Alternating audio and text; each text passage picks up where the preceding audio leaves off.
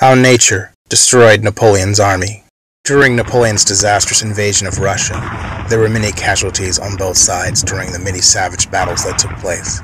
However, a quick end from a musket ball or cannon blast was a peaceful way to go compared to some of the agonizing ways some of the men of the Grand Armée would go. During the initial invasion of Russia, Napoleon's once mighty army of around 600,000 men would be withered down to a fraction of its size due to desertion, sickness, or battle. However, this did not stop Napoleon from continuing his pursuit of the main Russian army, which was under the command of the one-eyed general Mikhail Kutuzov. Napoleon was eager to give the Russians a final knockout blow, a thorough and convincing curb stomping to win the war.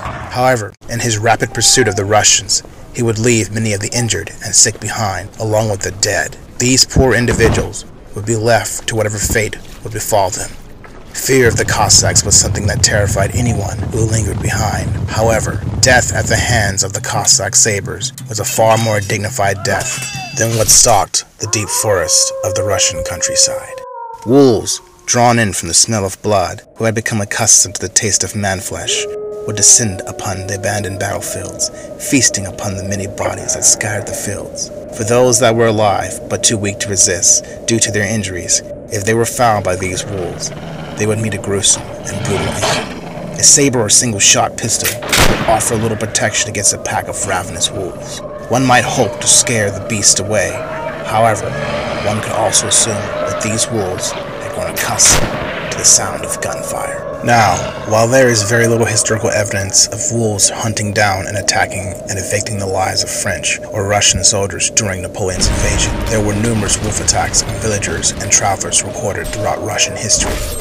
Wolf attacks during this time were very common throughout most of Europe, while precise numbers are difficult to pinpoint due to varying historical records. However, estimates suggest that hundreds, possibly thousands of people died from wolf attacks in Europe during the 1700s and 1800s, with the Beast of Gévaudan incident in France being a notable example of just how deadly wolves could be. So we can only imagine the amount of unreported wolf attacks that went on during the war. And for those who were wounded or sick and lost their way, you can imagine what fate awaited them as packs of ravenous wolves stalked and hunted them down. And with both armies extensively hunting the forests and mountains for food for their men, this would greatly affect the wolves' natural food supply. Wolves also carried rabies and other viral diseases, so even if you were able to fend off attacks from wolves, if you were bitten by one who carried this virus, you could expect your end to be a long and painful one.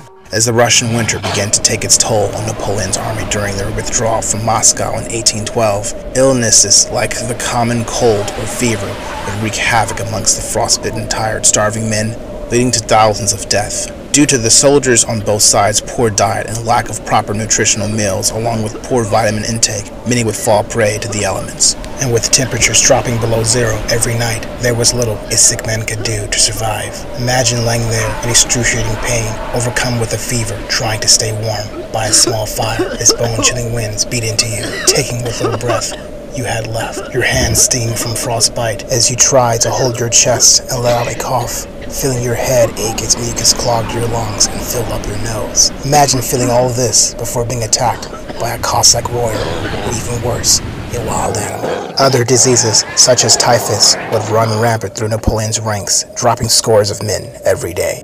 So many men died from diseases and exposure to the elements that it would seem as if though Mother Nature herself had conspired with the Russians against Napoleon. But as bad as things were for those that stayed with Napoleon, it was much worse for those who deserted and tried to make their way back. Imagine being hunted by Russian soldiers or villagers looking to exact their revenge on you. At least with the army, there was safety in numbers.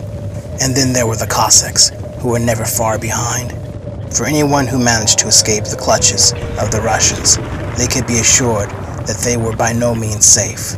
The deep, dark forests and mountains of Russia are a scary place for a dying, hunted man.